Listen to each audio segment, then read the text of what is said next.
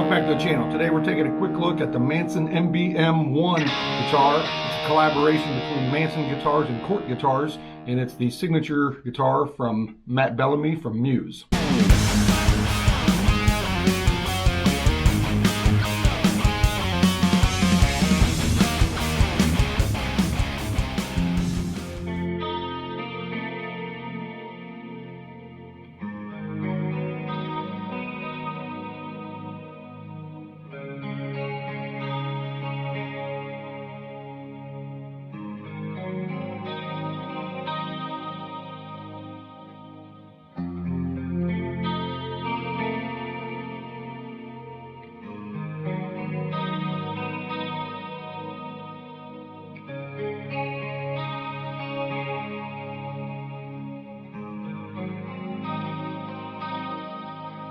So I'm not necessarily a fan of Matt Bellamy or Muse, to be honest, but I've kind of had my eye on these guitars for a little while. I played one a while back, and I really like the neck shape, and I like the sound of the humbuckers.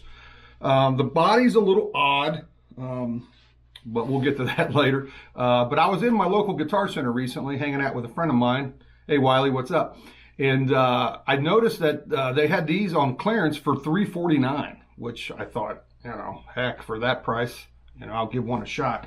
And like I said, I really like the neck and the humbuckers, so gave it a shot. So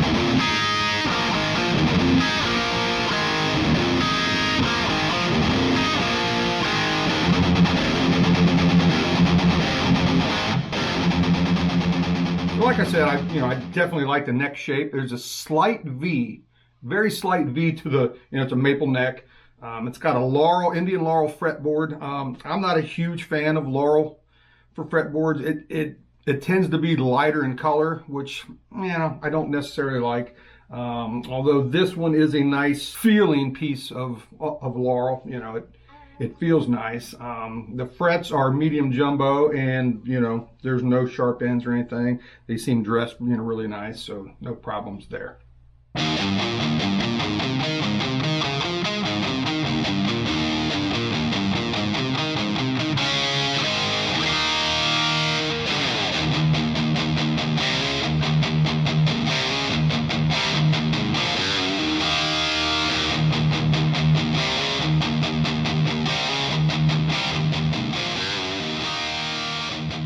Moving down to the body, look at it. It is basswood, and I like basswood as a body wood. It's a very neutral sounding wood. It's not a very good looking wood, but as long as your finish, isn't transparent, I don't have a problem with that. And one thing to mention is the control cavity on the back here is very, very large for the limited amount of electronics that are in it. I mean, you got this whole area here. So if you want to put anything in the guitar, any kind of weird upgrades or anything like that, which I think fans of Matt Bellamy or Muse might want to do, there's definitely room in there for that.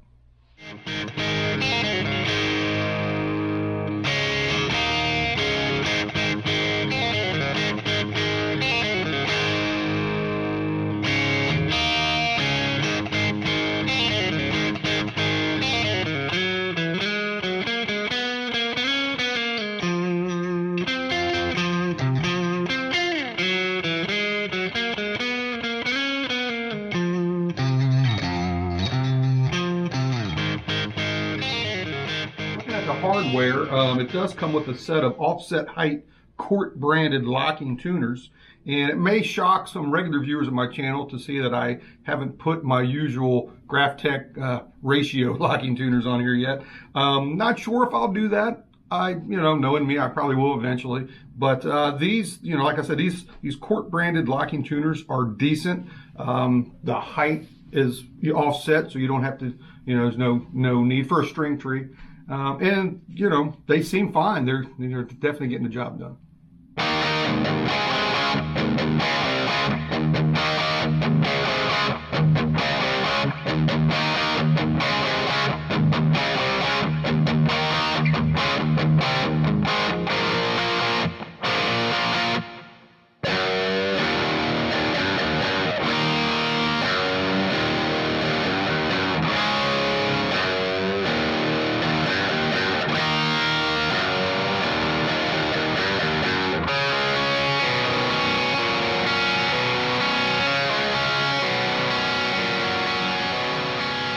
Moving back down to this end, the hardware, also very simple.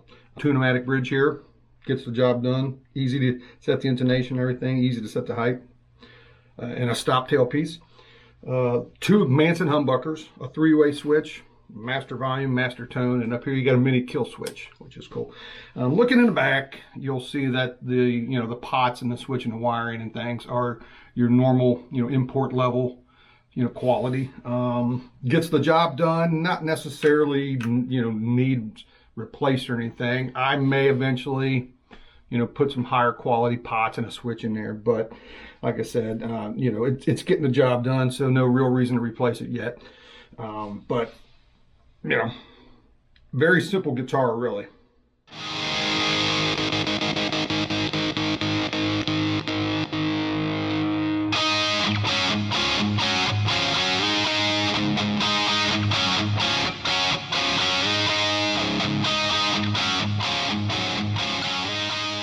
So we'll do some tone samples for you. Of course, like I always say, we'll do the same riff that we always do, among some others.